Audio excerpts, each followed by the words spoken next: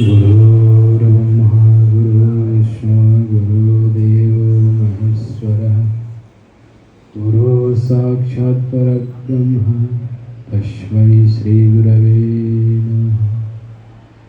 सद्गुरु भगवान की जय।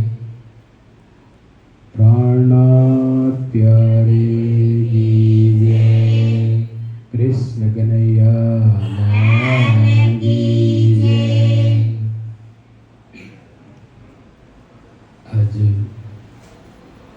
परम पूज्य प्रातः स्मरणीय गुरुदेव धातम ज्योति जी महाराज ने 15મી पुण्यतिथि पर पधारेल तथा विराजमान सभी संतों को कोटि कोटि प्रणाम, साष्टांग दंडवत तथा उपस्थित सौ सर्वभाविक भक्तों हमारा तरफी जय श्री कृष्ण प्रणाम। जो આપણે ક્યારેક ગુરુજી પાસે જઈને એના શબ્દો આપણને ક્યાંક કઠોર લાગતા હોય કે गुरुजी मने केम आप कीधो। अपने डॉक्टर दवाखाने जाए डॉक्टर दवा लिखी दे ताव न गोली तो केटलू कड़वू होय तो आपणे आँख बंद करीने कोई आम गोलीने कोई गोळनी अंदर नाखीने कोई खाई छे ने केम कि ई औषधि आपणे साजा करे छे, बीमारथी दूर भगावे छे। तो આપણે પણ ગુરુદેવજીના સાનિધ્યમાં જઈએ અને ક્યારેક એવું વચન આપણને સાંભળે તો એ આપણો માટે હિતકારક જ હોય છે। કેમ કે જો આ દુનિયામાં અત્યારની સમયમાં નિસ્વાર્થ પ્રેમ અને નિસ્વાર્થ તમારી પ્રગતિ ઈચ્છતા હોય તો ગુરુદેવ છે, बाकी कोई नहीं। भले तमारे आड़ोशी पाड़ोशी गए भाई बन तमे बधाई तमे एम विचारो छे आपड़ा छे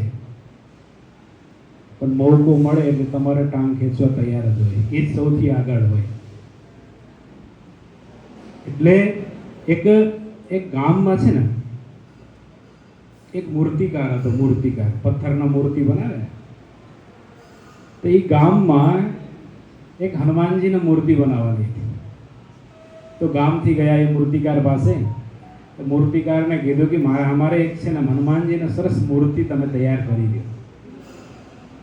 तो सारू मूर्तिकारे एक मोटो पत्थर लाव्या अने एमां मूर्ति घड़े એટલે छीणी हथोड़ी वापरવું પડે। पत्थर ऊपर बेसीने छीणी हथोड़ी मारे। ये पत्थर के नहीं मारे छे ने मूर्ति बनवू नथी, मारे एने रवा दे।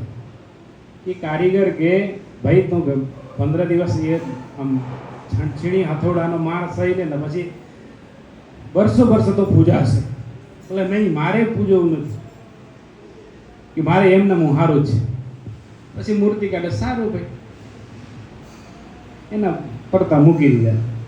પછી બીજો પથ્થર લઈ આવ્યા એના પછી કારીગરે ઘણી મહેનત કરી ને સરસ હનુમાનજી દાદાની મૂર્તિ તૈયાર કરી। પછી મૂર્તિ તૈયાર થઈ ગયા પછી જે જે વ્યક્તિએ ઓર્ડર આપેલો એ આવ્યા લેવા આવ્યા।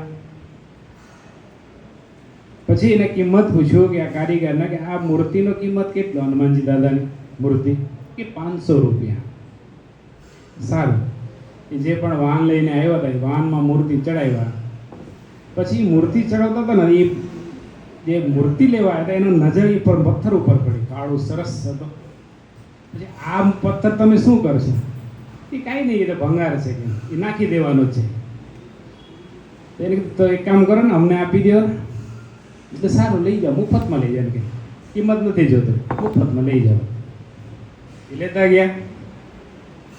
પછી ફર્સ્ટ ક્લાસ ગામમાં હનુમાનજીના મંદિર હતું, ભગવાનના મૂર્તિ પ્રતિષ્ઠા થઈ, ધૂમધામ પબ્લિક આવવાનું ચાલુ થયું. દર્શન રોજના હજારો દર્શન, રોજના હજારો શ્રીફળ ચડે. હવે હનુમાનજી મંદિરના તો દાદાને શ્રીફળ વધેરવું પડે. તો જે પથ્થર લઈ ગયા હતા ને એ લોકોને મંદિરની બાજુમાં મૂકી દીધા. અહીંયા બોર્ડ મારી દીધા, શ્રીફળ અહીંયા વધેરું. તો રોજ સોમવાર, શનિવાર ને મંગળવાર આવે ને તે પથ્થરમાં તે પથ્થર એને 1 મહિનાની 15 દિવસની સહન ન કરી શકી. એટલે આખી જિંદગી જ્યાં સુધી રહે ત્યાં સુધી રોજ માર ખાવાનો, રોજ માર. આપણી જિંદગી પણ એવું જ છે. જો તમે ભવિષ્યમાં સુખી, આપણો પરિવાર સુખી સંપન્ન બનાવો, કંઈક સહન કરવું પડે. એટલે આપણે કહીને કે આ બાપુ તો એવા છે, અને બાપુનો વાણી જ સારું નથી. અમને એમ કે તમારા હિત માટે જ કહેતા હોય.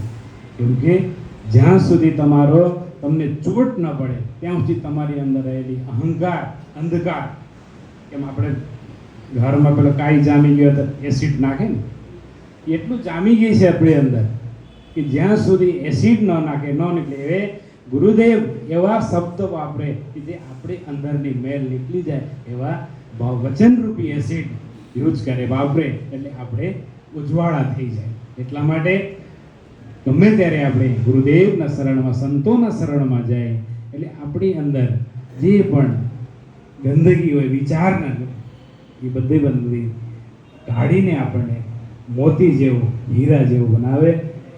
એટલે પાછા આ પૂજ્ય બાબાજીના 15મી પુણ્યતિથિ નિમિત્તે ઉપસ્થિત સૌ ભક્તોને બાબાજીની ખૂબ ખૂબ આશીર્વાદ દર્શાવે, ખૂબ ખૂબ આશીર્વાદની વર્ષા કરે અને સૌ ભક્તોના જીવન સુખીમય બીતે એવી આશા કરે. ઓમ હરિહર અસ્તુ. જય શ્રી કૃષ્ણ.